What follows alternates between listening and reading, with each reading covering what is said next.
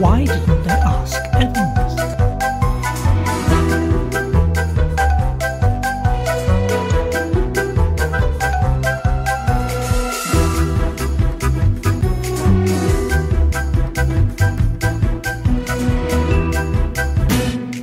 Episode 2. Chapter 5. Mr. and Mrs. Cayman. On arriving back at the vicarage about half an hour later, Bobby found that his connection with the death of Alex Pritchard was not yet quite over. He was informed that Mr. and Mrs. Cayman had called to see him and were in the study with his father. Bobby made his way there and found his father bravely making suitable conversation, without, apparently, much enjoying the task. "Ah, here is Bobby." Mr. Cayman rose and advanced towards the young man with outstretched hand. Mr. Cayman was a big, florid man with a would-be hearty manner, and a cold, somewhat shifty eye that rather belied the manner. As for Mrs. Cayman, though she might be considered attractive in a bold, coarse fashion, she had little now in common with that early photograph of herself, and no trace of that wistful expression remained. In fact, Bobby reflected, if she had not recognized her own photograph, it seemed doubtful if anyone else would have done so. "I came down with the wife," said Mr. Cayman, enclosing Bobby's hand in a firm and painful grip. "Had to stand by, you know. Amelia's naturally upset." Mrs. Cayman sniffed. "We came round to see you. You see, my poor wife's brother died, practically speaking, in your arms. Naturally she wanted to know all you could tell her of his last moments." "Absolutely," said Bobby unhappily. "Oh, absolutely." He grinned nervously and was immediately aware of his father's sigh, a sigh of Christian resignation. "Poor Alex," said Mrs. Cayman, dabbing her eyes. "Poor Alex." "I know." Absolutely grim. He wriggled uncomfortably. "You see," said Mrs. Cayman, looking hopefully at Bobby, "if he left any last words or messages, naturally I want to know." "Oh, rather. But as a matter of fact he didn't." "Nothing at all?" Mrs. Cayman looked disappointed and incredulous. Bobby felt apologetic. "No. Well, as a matter of fact, nothing at all." "It was best so," said Mr. Cayman solemnly. "To pass away unconscious, without pain. Ah, you must think of it as a mercy, Amelia." "Suppose I must." "You don't think he felt any pain?" "I'm sure he didn't." "Well, that's something to be thankful for. Perhaps I did hope he'd left a message, but I can see it's best as it is. Poor Alex. Such a fine out-of-door man." "Yes, wasn't he?" said Bobby. He recalled the bronze face, the deep blue eyes, an attractive personality, that of Alex Pritchard, attractive even so near death. Strange that he should be the brother of Mrs. Cayman, and the brother-in-law of Mr. Cayman. He had been worthy, Bobby felt, of better things. "Well, we're very much indebted to you, I'm sure." "Oh, that's all right. I mean, well, couldn't do anything else. I mean—" He floundered hopelessly. "We shan't forget it," said Mr. Cayman. Bobby suffered once more that painful grip. He received a flabby hand from Mrs. Cayman. His father made further adieus. Bobby accompanied the Caymans to the front door. "And what do you do with yourself, young man? Home on leave? Something of that kind?" "I spend most of my time looking for a job. I was in the Navy." Hard times nowadays." Mr. Cayman shook his head. "Well, I wish you luck, I'm sure." "Thank you very much." He watched them down the weed-grown drive. Standing there, he fell into a brown study. Various ideas flashed chaotically through his mind. Confused reflections. A photograph. That girl's face with the wide-apart eyes and the misty hair. And 10 or 15 years later, Mrs. Cayman, with her heavy makeup, her plucked eyebrows, those wide-apart eyes sunk in between folds of flesh till they looked like pig's eyes, and her violent henna-tinted hair. All traces of youth and innocence had vanished. The pity of things. It all came, perhaps, of marrying a hearty bounder like Mr. Cayman. If she'd married someone else, she might possibly have grown older gracefully. A touch of grey in her hair, eyes still wide apart, looking out from a smooth, pale face. But perhaps, anyway. Bobby sighed and shook his head. That's the worst of marriage. What did you say? Bobby awoke from meditation to become aware of Frankie, whose approach he had not heard. Hello. Hello. Why marriage? And whose? I'm making a reflection of general nature. Namely? On the devastating effects of marriage. Who is devastated? Bobby explained. He found Frankie unsympathetic. Nonsense. The woman is exactly like her photograph. Oh, when did you see her? Were you at the inquest? Of course I was at the inquest. There's little enough to do down here. An inquest is a perfect godsend. I've never been to one before. I was thrilled to the teeth. Of course, it would have been better if it had been a mysterious poisoning case, or the analyst's reports and all that sort of thing, but one mustn't be too exacting when these simple pleasures come one's way. I hoped up to the end for a suspicion of foul play, but it all seemed most regrettably straightforward. What bloodthirsty instincts you have, Frankie. I know. It's probably atavism, however you pronounce it. I've never been sure. Don't you think so? I'm sure I'm atavistic. My nickname at school was Monkey Face. Do monkeys like murder? You sound like a correspondent in a Sunday paper.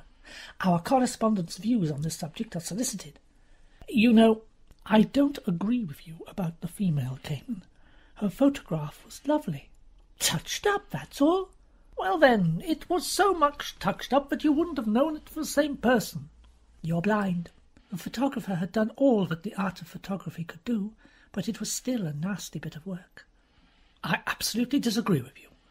Anyway, where did you see it? In the local Evening Echo. Well, it probably reproduced badly. It seems to me you're absolutely batty over a painted-up, raddled bitch. Yes, I said bitch. Like the Cayman. Frankie, I'm surprised at you. In the Vicarage Drive, too. Semi-holy ground, so to speak. Well, you shouldn't have been so ridiculous. There was a pause. Then Frankie's sudden fit of temper abated. What is ridiculous is to quarrel about the damned woman.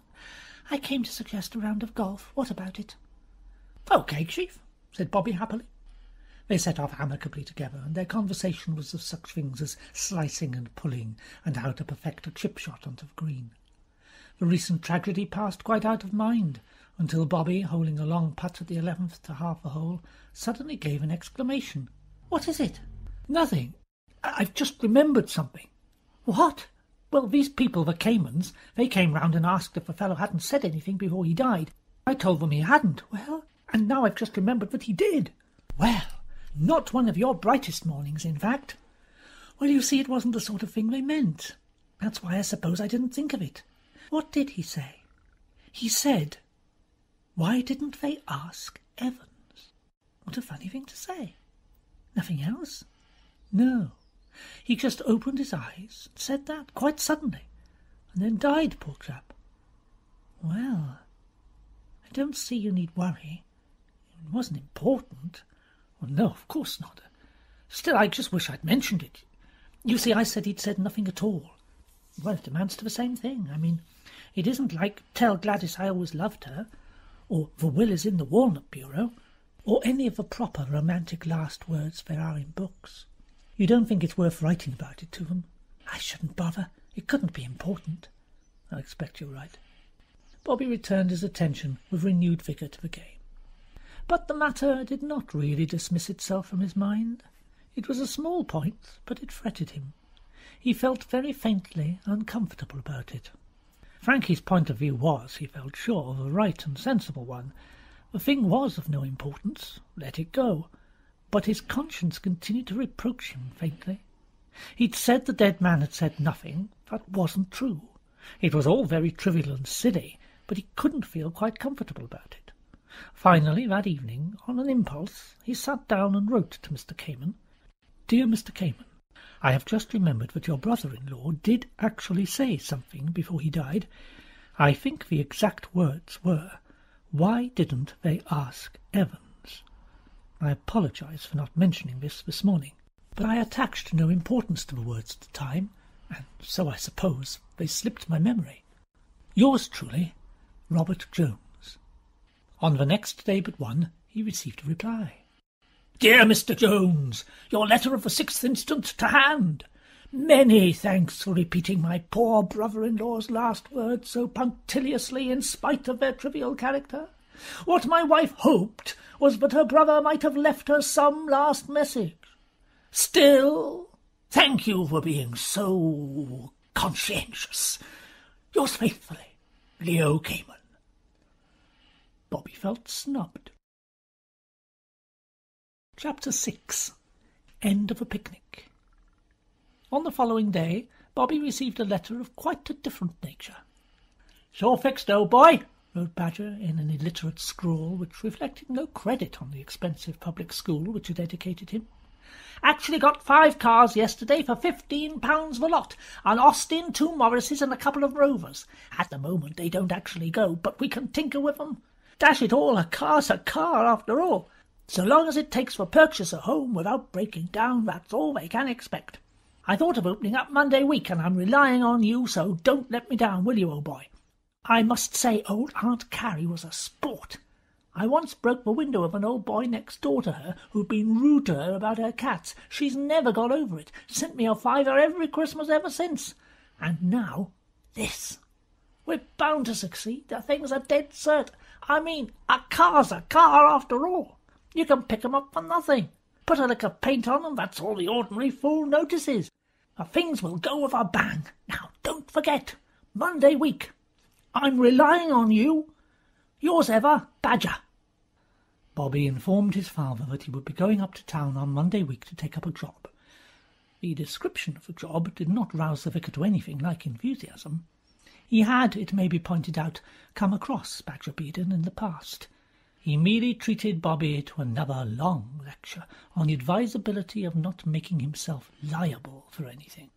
Not an authority on financial or business matters, his advice was technically vague, but its meaning unmistakable. On the Wednesday of that week, Bobby received another letter.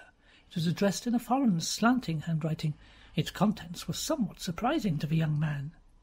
It was from the firm of Hendrique and Dallo in Buenos Aires, and, to put it concisely, it offered Bobby a job in the firm, with a salary of 1,000 a year. For the first minute or two, the young man thought he must be dreaming. 1,000 a year? He reread the letter more carefully.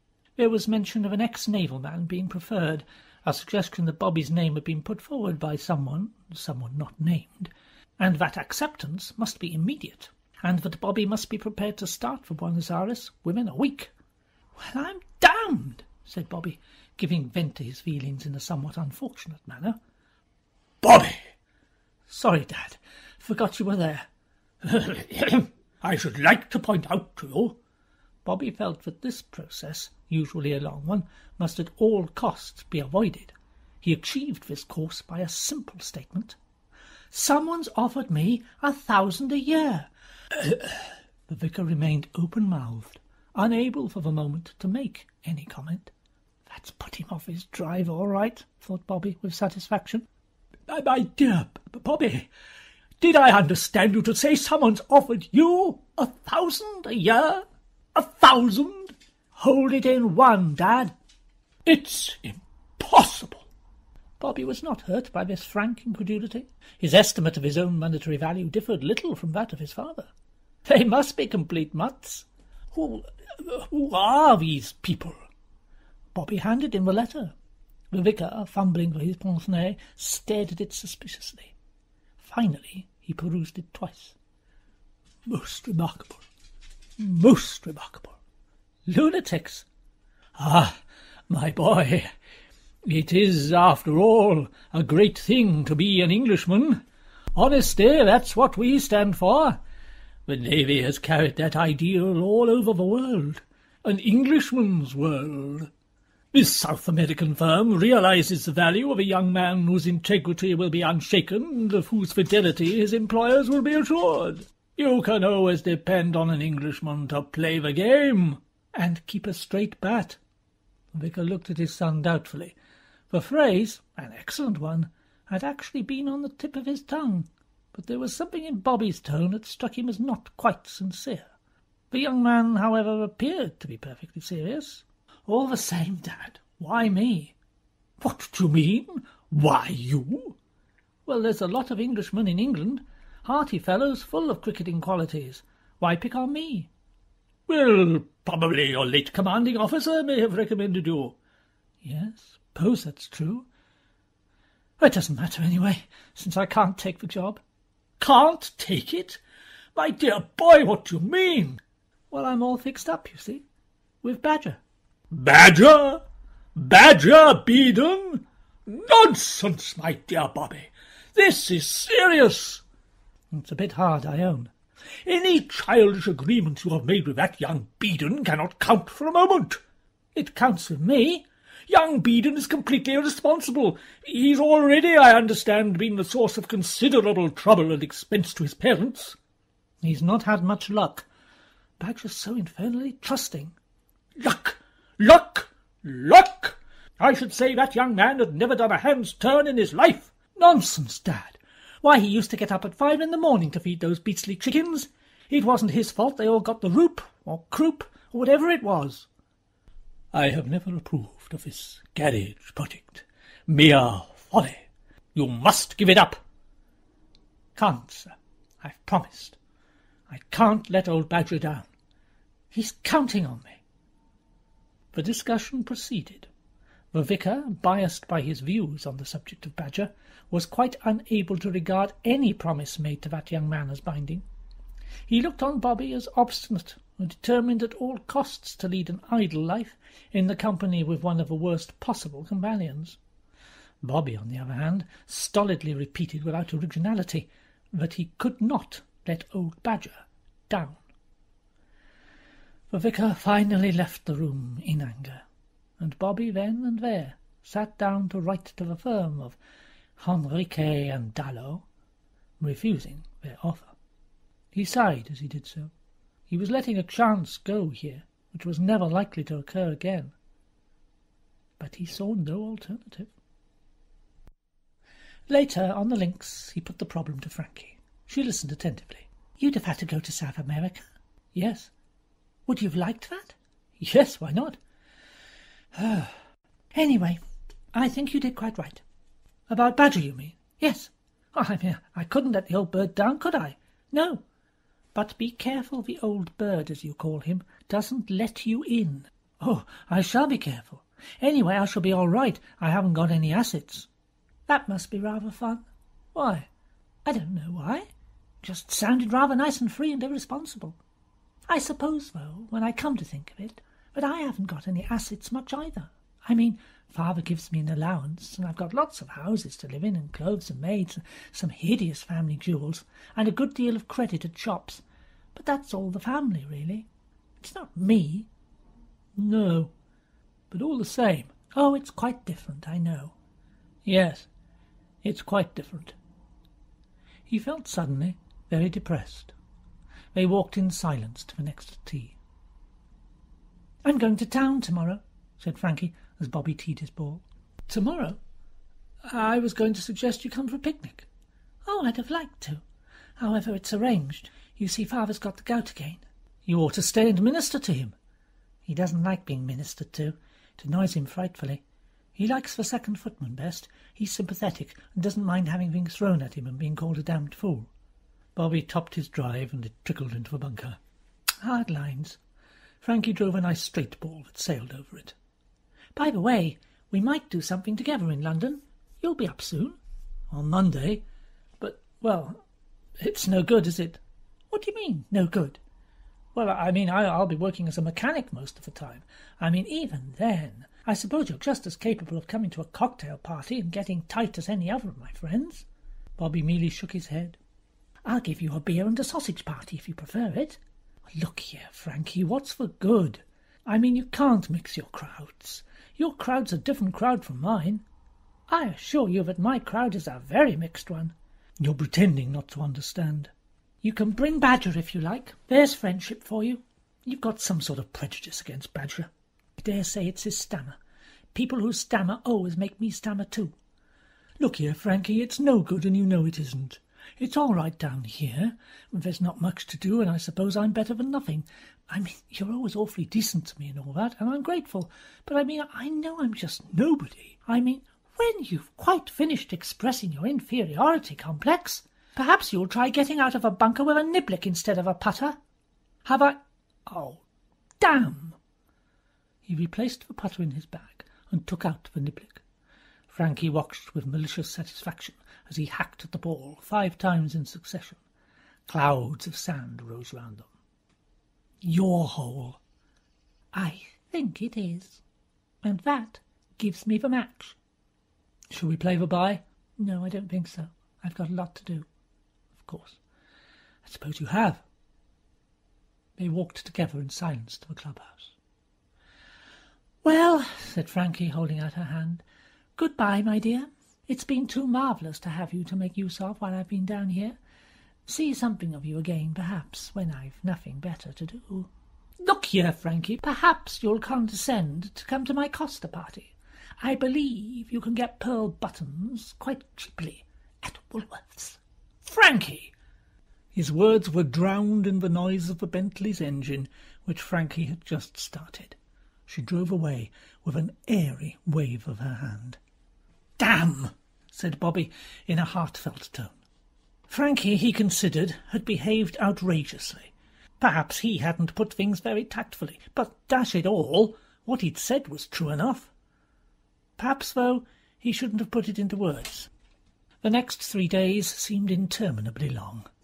The vicar had a sore throat, which necessitated his speaking in a whisper when he spoke at all, and he spoke very little, and was obviously bearing his 4th son's presence as a Christian should.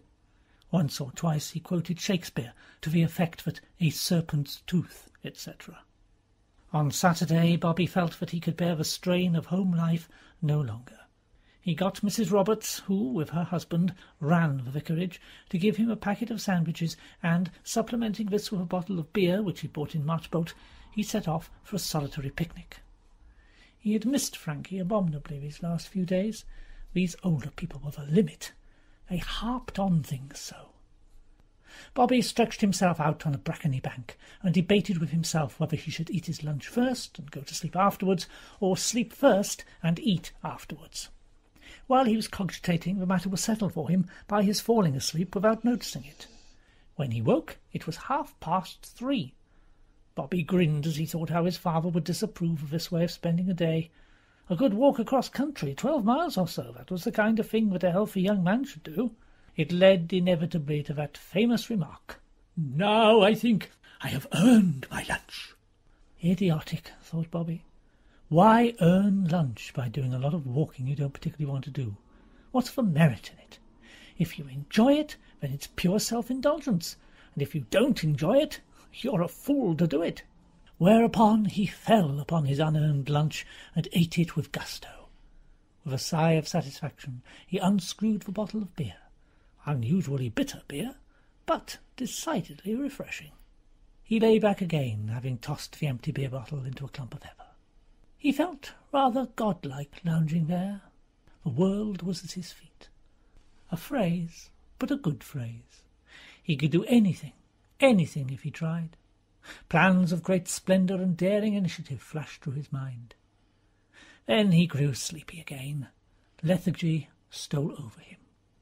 He slept. Heavy, numbing sleep.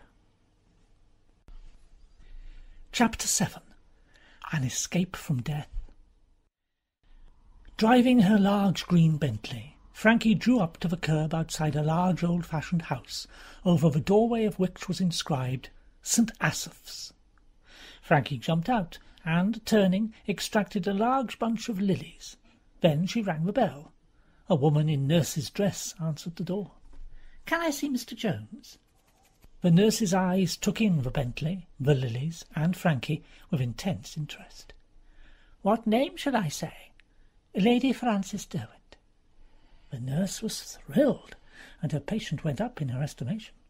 She guided Frankie upstairs into a room on the 1st floor. "You've a visitor to see you, Mr. Jones. Now, who do you think it is? Such a nice surprise for you." All this is the bright manner usual to nursing homes. "Gosh, if it isn't Frankie!" "Hello, Bobby. I've brought the usual flowers. Rather a graveyard suggestion about them, but the choice was limited." "Oh, Lady Frances," said the nurse, "they're lovely. I'll put them into water." She left the room. Frankie sat down in an obvious visitor's chair. "Well, Bobby, what's all this?" You may well ask. I'm a complete sensation of the place. 8 grains of morphia, no less. They're going to write about me in the Lancet and the BMJ. What's the BMJ? British Medical Journal. Oh, all right, go ahead. Rattle off some more initials. Do you know, my girl, that half a grain is a fatal dose? I ought to be dead about 16 times over. It's true that recovery has been known after 16 grains, but still 8's pretty good, don't you think? I'm the hero of this place. They've never had a case like me before. How nice for them, isn't it? It gives them something to talk about to all the other patients. It's true, isn't it, nurse? You've never had a case like mine. Oh, you oughtn't to be here at all. In the churchyard you ought to be. But it's only the good die young, they say. She giggled at her own wit and went out. There you are. You'll see. I shall be famous all over England. He continued to talk. Any signs of inferiority complex that he had displayed at his last meeting with Frankie had now quite disappeared. He took a firm and egotistical pleasure in recounting every detail of his case. That's enough. I don't really care terribly for stomach pumps. To listen to you, one would think nobody'd ever been poisoned before. Jolly few have been poisoned with 8 grains of morphia and got over it. Dash it all, you're not sufficiently impressed. Pretty sickening for the people who poisoned you. I know. Waste of perfectly good morphia. It was in the beer, wasn't it? Yes. You see, someone found me sleeping like the dead and tried to wake me and couldn't, and then they got alarmed, carried me to a farmhouse and sent for a doctor. I know all the next part. At first they had the idea I'd taken the stuff deliberately. Then, when they heard my story, they went off and looked for the beer bottle and found it where I'd thrown it and had it analysed. The dregs of it were quite enough for that, apparently. No clue as to how the morphia got in the bottle? None whatever. They've interviewed the pub where I bought it and opened other bottles. Everything's been quite all right. Someone must have put the stuff in the beer while you were asleep. That's it. I remember the paper across the top wasn't still sticking properly. Frankie nodded thoughtfully. Well, it shows that what I said in the train that day was quite right. What did you say? That man, Pritchard, had been pushed over the cliff. That wasn't in the train. You said that at the station. Oh, same thing. But why? Darling, it's obvious.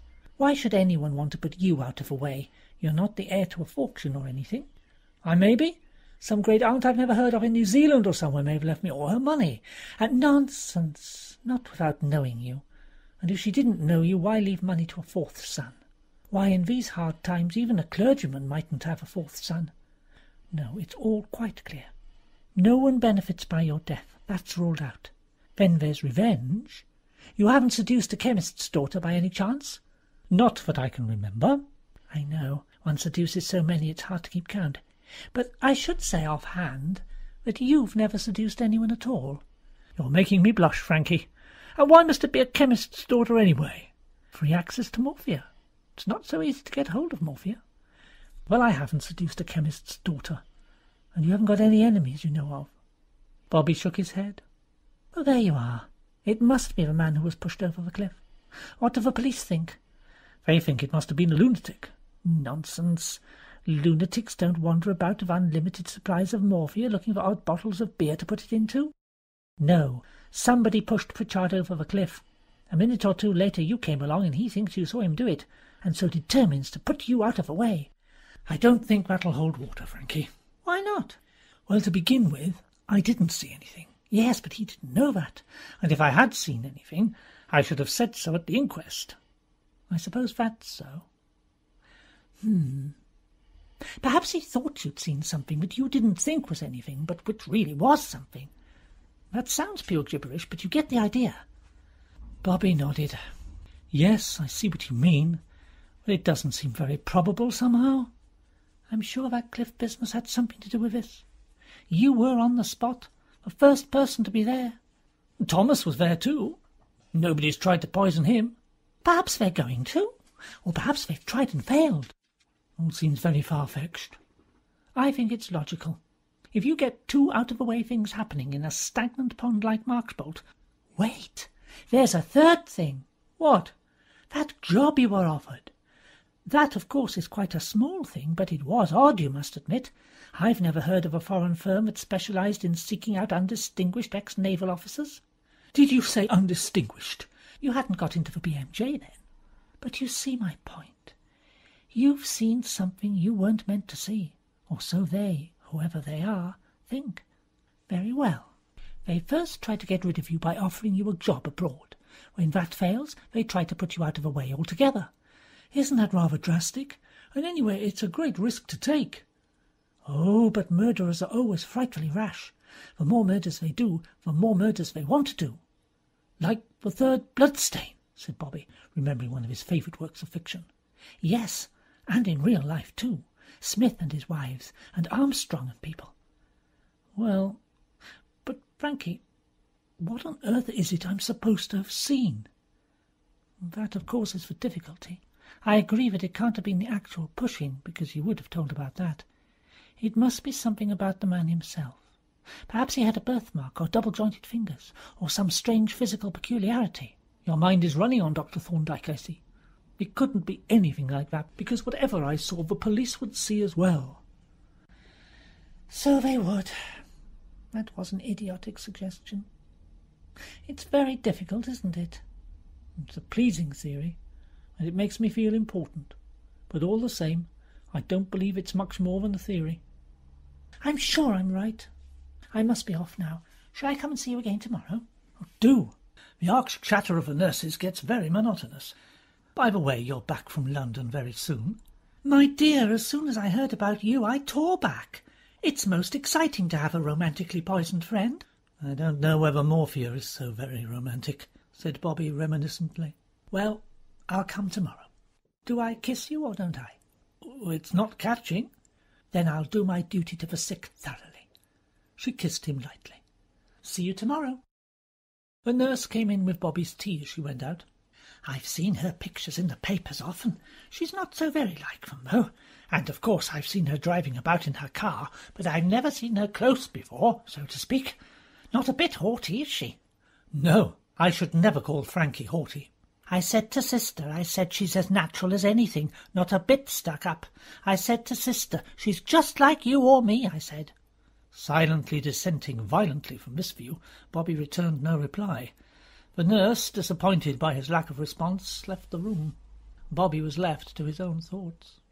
He finished his tea, then he went over in his mind the possibilities of Frankie's amazing theory, and ended by deciding reluctantly against it. He then cast about for other distractions. His eye was caught by the vases of lilies. Frightfully sweet of Frankie to bring him all those flowers, and of course they were lovely, but he wished it had occurred to her to bring him a few detective stories instead. He cast his eye over the table beside him. There was a novel of Ouida's, and a copy of John Halifax, Gentleman, and last week's Marchbolt Weekly Times. He picked up John Halifax, Gentleman. After 5 minutes, he put it down. To a mind nourished on the third bloodstain, the case of the murdered Archduke, and the strange adventure of the Florentine dagger, John Halifax, Gentleman, lacked pep. With a sigh, he picked up last week's Marchbolt Weekly Times. A moment or two later, he was pressing the bell beneath his pillow with a vigour which brought a nurse into the room at a run. "Whatever's the matter, Mr. Jones? Are you taken bad? Ring up the castle. Tell Lady Frances she must come back at once." "Oh, Mr. Jones, you can't send a message like that." "Can't I? If I were allowed to get out from this blasted bed, you'd soon see whether I could or couldn't. As it is, you've got to do it for me." "But she'll hardly be back." "You don't know that Bentley." "She won't have had her tea." "Now look here, don't stand there arguing with me. Ring up as I tell you. Tell her she has got to come here at once, because I've got something very important to say to her." Overborne but unwilling, the nurse went. She took some liberties with Bobby's message. If it was no convenience to Lady Frances, Mr. Jones wondered if she would mind coming, as he had something he would like to say to her, but of course Lady Frances was not to put herself out in any way. Lady Frances replied curtly that she would come at once. "Depend upon it," said the nurse to her colleagues, "she's sweet on him, that's what it is." Frankie arrived all agog. "What's this desperate summons?" Bobby was sitting up in bed, a bright red spot on each cheek. In his hand he waved the copy of the Marchbolt Weekly Times. "Look at this, Frankie." Frankie looked. "Well?" "This is the picture you meant when you said it was touched up, but quite like the Cayman woman." Bobby's finger pointed to a somewhat blurred reproduction of a photograph. Underneath it were the words, "Portrait found on the dead man," and by which she was identified. Mrs. Amelia Cayman, the dead man's sister. "Oh, that is what I said, and it's true, too. I can't see anything to rave over in it." "No more than I." "But you said—" "I know I said. But you see, Frankie, this isn't the photograph that I put back in the dead man's pocket." They looked at each other. "Then in that case, either there must have been two photographs, which isn't likely, or else—" They paused. "That man! What's his name?" "Bassington French." "I'm quite sure." Chapter 8. Riddle of a Photograph. They stared at each other as they tried to adjust themselves to the altered situation. It couldn't be anyone else. He was the only person who had the chance. Unless, as we said, there are two photographs. Well, we agreed that wasn't likely. If there'd been two photographs, they'd have tried to identify him by means of both of them, not only one. Anyway, it's easily found out. We can ask the police. We'll assume for the moment that there was just the one photograph, the one you saw that you put back again in his pocket. It was there when you left him, and it wasn't there when the police came. Therefore, the only person who could have taken it away and put the other one in its place was this man Bassington French. What was he like, Bobby?" Bobby frowned in the effort of remembrance. "A sort of nondescript fellow. Pleasant voice. A gentleman and all that. I really didn't notice him particularly. He said that he was a stranger down here, and something about looking for a house. We can verify that, anyway. Wheeler and Owen are the only house agents." Suddenly she gave a shiver. "Bobby, have you thought? If Pritchard was pushed over, Bassington French must be the man who did it." "It's pretty grim. He seemed such a nice, pleasant sort of fellow." "But you know, we can't be sure he really was pushed over."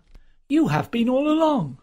"No, I just wanted it to be that way because it made things more exciting. But now it's more or less proved. If it was murder, everything fits in.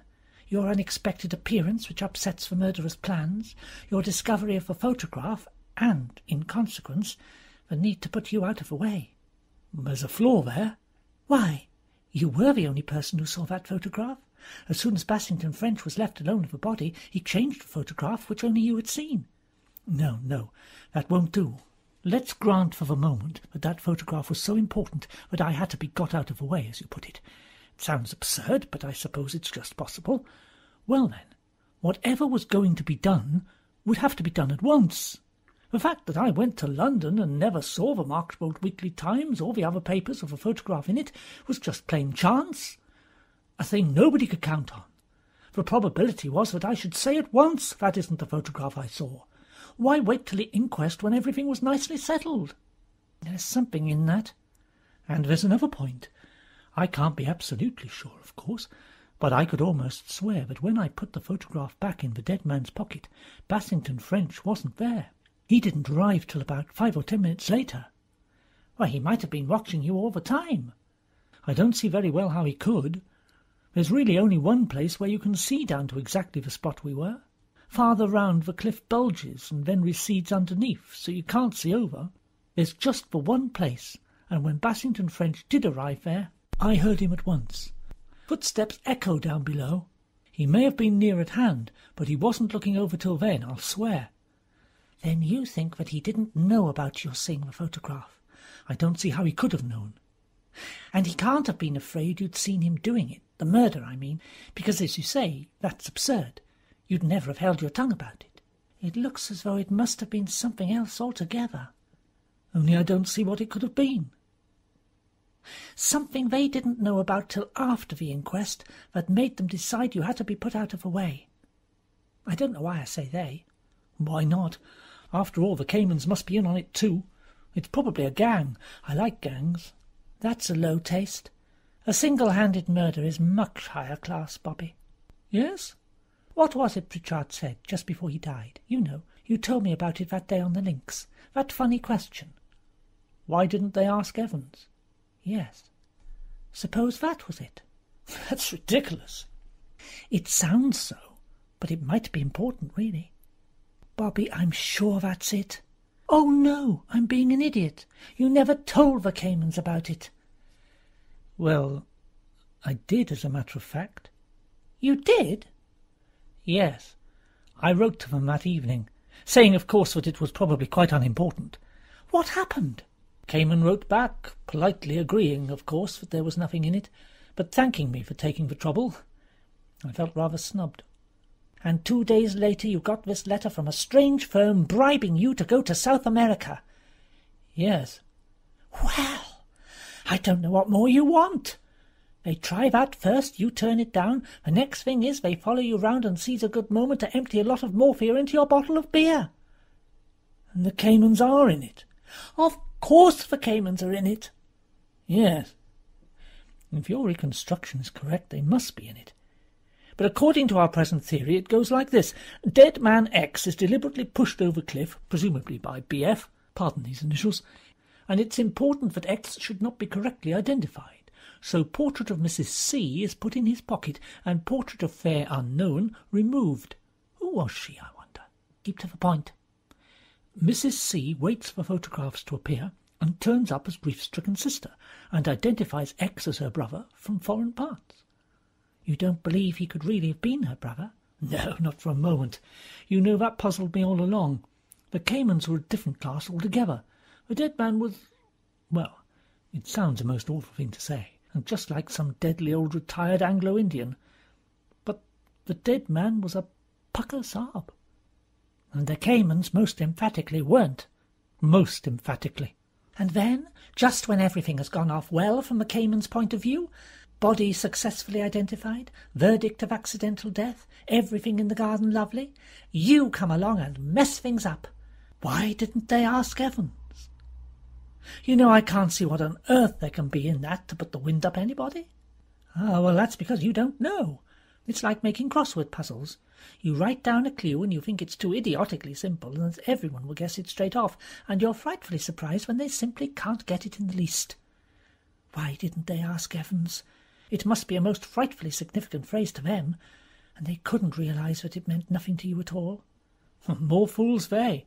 Quite so, but it's just possible they thought that if Pritchard said it, he might have said something more, which would also recur to you in due time. Anyway, they weren't going to take chances. You were safer out of the way. They took a lot of risk. Why didn't they engineer another accident? No, that would be stupid. 2 accidents within a week of each other. It might have suggested a connection between the two, and then people would have begun inquiring into the first one. No, I think there's a kind of bald simplicity about their method which is really rather clever. And yet you just said now that morphia wasn't easy to get hold of. No more it isn't. You have to sign poison books and things. Oh, of course, that's the clue. Whoever did it has easy access to supplies of morphia. A doctor, a hospital nurse, a chemist. Well, I was thinking more of illicitly imported drugs. You can't mix up too many different sorts of crime. You see, the strong point would be the absence of motive. Your death doesn't benefit anyone. So what will the police think? A lunatic. That's what they do think. You see? It's awfully simple, really. What's amusing you? Just the thought of how sick-making it must be for them. All that morphia, enough to kill 5 or 6 people, and here I am, still alive and kicking. One of life's little ironies that one can't foresee. The question is, what do we do next? Lots of things. Such as? Well, finding out about the photograph, that there was only one, not 2, and about Bassington French's house hunting. That'll probably be quite all right and above board. Why do you say that? Well, look here, Frankie, think a minute. Bassington French must be above suspicion. He must be all clear and above board. Not only must there be nothing to connect him in any way with the dead man, but he must have a proper reason for being down here. He may have invented house hunting on the spur of a moment, but I bet he carried out something of the kind. There must be no suggestion of a mysterious stranger seen in the neighbourhood of the accident. I fancy that Bassington French is his own name, and that he's the sort of person who would be quite above suspicion. Yes, that's a very good deduction. There will be nothing whatever to connect Bassington French with Alex Pritchard. Now, if we knew who the dead man really was, then it might be different. So it was very important that the body should not be recognised, hence all the Cayman camouflage. And yet it was taking a big risk. Well, you forget that Mrs. Cayman identified him as soon as was humanly possible. After that, even if there'd been pictures of him in the papers, you know how blurry these things are, people would only say, "Curious, this man Pritchard, who fell over a cliff, is really extraordinarily like Mr. X." There must be more to it than that. X must have been a man who wouldn't easily be missed. I mean, he couldn't have been the sort of family man whose wife or relations would go to the police at once and report him missing. Good for you, Frankie. No, he must have been going abroad or something, or perhaps just come back. He was marvellously tanned, like a big game hunter. He looked that sort of person. And he can't have had any very near relations who knew all about his movements. We're deducting beautifully. I hope we're not deducing all wrong. Very likely. But I think what we've said so far is fairly sound sense. Granted, that is the wild improbability of the whole thing. Frankie waved away the improbability with an airy gesture. The thing is what to do next. It seems to me we've got 3 angles of attack. Go on, Sherlock. The first is you. They've made one attempt on your life. They'll probably try again. This time we might get what they call a line on them. Using you as a decoy, I mean. Oh, thank you, Frankie. I've been very lucky this time, but I mightn't be so lucky again if they changed the attack to a blunt instrument. I was thinking of taking a great deal of care of myself in the future. The decoy idea can be washed out. I was afraid you'd say that. Young men are sadly degenerate nowadays. Father says so. They don't enjoy being uncomfortable and doing dangerous and unpleasant things any longer. It's a pity. A great pity. What's the second plan of campaign? Working from the why didn't they ask Evans clue. Presumably the dead man came down here to see Evans, whoever he was. Now, if we could find Evans... How many Evanses do you think there are in Marchbolt? 700, I should think. At least. We might do something that way, but I'm rather doubtful. We could list all the Evanses and visit the likely ones. And ask them what? That's the difficulty. We need to know a little more. Then that idea of yours might come in useful. But what's number 3? For Bassington French. There we have got something tangible to go on. It's an uncommon name. I'll ask Father. He knows all these county family names and their various branches. Yes, and we might do something that way. At any rate, we're going to do something? Of course we are. Do you think I'm going to be given 8 grains of morphia and do nothing about it? That's the spirit. And besides that, there's the indignity of the stomach pump to be washed out. That's enough. You'll be getting morbid and indecent again if I don't stop you. You have no true womanly sympathy. Chapter 9. Concerning Mr. Bassington French. Frankie lost no time in setting to work. She attacked her father that same evening. "Father," she said, "do you know any Bassington Frenches?" Lord Marchington, who was reading a political article, did not quite take in the question. "It's not the French so much as the Americans," he said severely. "All this tomfoolery and conferences wasting the nation's time and money." Frankie abstracted her mind until Lord Marchington, running like a railway train along an accustomed line, came, as it were, to a halt at a station. "The Bassington Frenches." "What about 'em?" Frankie didn't know what about them. She made a statement, knowing well enough that her father enjoyed contradiction. "They're a Yorkshire family, aren't they?" "Nonsense! Hampshire! There's the Shropshire branch, of course, and then there's the Irish lot. Which are your friends?" "I'm not sure," said Frankie, accepting the implication of friendship with several unknown people. "Not sure? What do you mean? You must be sure. People drift about so much nowadays." Drift? That's about all they do. In my days we asked people. Then one knew where one was. Fellow said he was the Hampshire branch. Well, very well. Your grandmother married my second cousin. That made a link." "It must have been too sweet. But there really isn't time for genealogical and geographical research nowadays." "No, you've no time nowadays for anything but drinking those poisonous cocktails." Lord Marchmain gave a sudden yelp of pain as he moved his gouty leg, which some free imbibing of the family port had not improved. "Are they well off?" "The Bassington Frenches couldn't say. The Shropshire lot have been hit hard, I believe. Death duties and one thing or another. One of the Hampshire ones married an heiress, an American woman. One of them was down here the other day, looking for a house, I believe. Funny idea. What should anyone want with a house down here? That, thought Frankie, was the question. On the following day she walked into the offices of Messrs. Wheeler and Owen, house and estate agents. Mr. Owen himself sprang up to receive her. Frankie gave him a gracious smile and dropped into a chair. "What can we have the pleasure of doing for you, Lady Frances? You don't want to sell the castle, I suppose? Ha, ha!" "I wish we could. No, as a matter of fact, I believe a friend of mine was down here the other day, a Mr. Bassington French. He was looking for a house." "Ah, yes, indeed. I remember the name perfectly. 2 small F's. "That's right." "He was making inquiries about various small properties with a view to purchase. He was obliged to return to town the next day, so could not view many of the houses. But I understand he is in no great hurry. Since he left, 1 or 2 suitable properties have come into the market, and I have sent on the particulars. I have had no reply yet." "Did you write to London or to the country address?" "Let me see. Frank, Mr. Bassington French's address?" "Roger Bassington French, Esquire, Merriway Court, Staveley, Hants." "Ah, then it wasn't my Mr. Bassington French.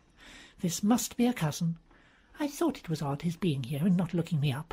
"Oh, quite so, quite so." "Let me see.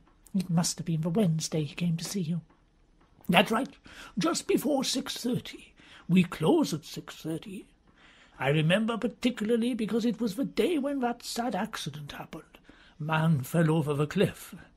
Mr. Bassington French had actually stayed by the body till the police came. He looked quite upset when he came in here. Very sad tragedy, that. And high time something was done about that bit of path. The town council have been criticised very freely, I can tell you, Lady Frances.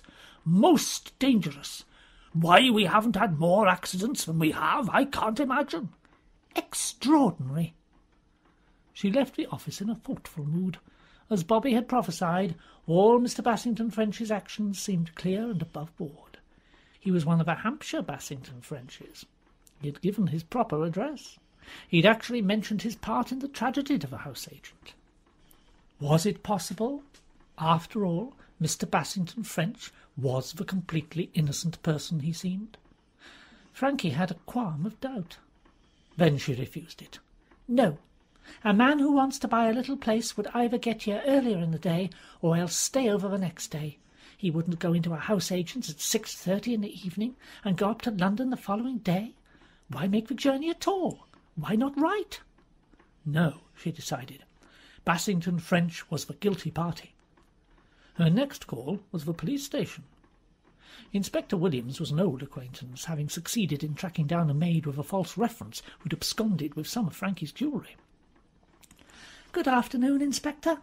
"Good afternoon, your ladyship. Nothing wrong, I hope?" "Not as yet, but I'm thinking of holding up a bank soon. I'm getting so short of money." "Oh, ho, ho, ho." "As a matter of fact, I've come to ask questions out of sheer curiosity." "Is that so, Lady Frances?" "Do tell me this, Inspector. The man who fell over the cliff, Pritchard or whatever his name was." "Pritchard, that's right." "He had only 1 photograph on him, didn't he? Somebody told me he had 3. "1 is right. Photograph of his sister it was. She came down and identified him." "How absurd to say there were 3. "Oh, it's easy, your ladyship. These newspaper reporters don't mind how much they exaggerate, and as often as not they get the whole thing wrong." "I know. I've heard the wildest stories." She paused a moment, then drew freely on her imagination. "I've heard that his pockets were stuffed with papers proving him to be a Bolshevik agent, and there's another story that his pockets were full of dope. Oh, and another again about his having pockets full of counterfeit banknotes." "Well, that's a good one." "I suppose really he just has the usual things in his pockets." "And very few at that. A handkerchief not marked, some loose change, a packet of cigarettes, a couple of treasury notes, loose, not in a case, No letters. We'd have had a job to identify him if it hadn't been for the photo. Providential, you might call it. I wonder. In view of her private knowledge, she considered providential a singularly inappropriate word. She changed the conversation. I went to see Mr. Jones, the vicar's son, yesterday, the one who's been poisoned. What an extraordinary thing that was. Ah, now that is extraordinary, if you like. Never heard of anything like it happening before. A nice young gentleman without an enemy in the world, or so you'd say. You know, Lady Frances, there are some queer customers going about. All the same, I have never heard of a homicidal maniac who acted just this way. Is there any clue at all as to who did it? Frankie was all wide-eyed inquiry. It's so interesting to hear all this. The inspector swelled with gratification. He enjoyed this friendly conversation with an earl's daughter. Nothing stuck up or snobbish about Lady Frances. There was a car seen in the vicinity. Dark blue Talbot saloon. A man on Locke's Corner reported dark blue Talbot, number GG8282, past going direction St. Botolph's. And you think? GG8282 is the number of the Bishop of Botolph's car. Oh. Frankie toyed for a minute or two with the idea of a homicidal bishop who offered sacrifices of clergymen's sons, but she rejected it with a sigh. You don't suspect the bishop, I suppose? We found out that the bishop's car never left the palace garage that afternoon. So it was a false number? Yes, we've got that to go on all right. With expressions of admiration, Frankie took her leave. She made no damping remark, but she thought to herself, there must be a large number of dark blue Talbots in England. On her return home, she took a directory of Marchbolt from its place on the writing table in the library and removed it to her own room. She worked over it for several hours. The result was not satisfactory. There were 482 Evanses in Marchbolt. Damn! She began to make plans for the future.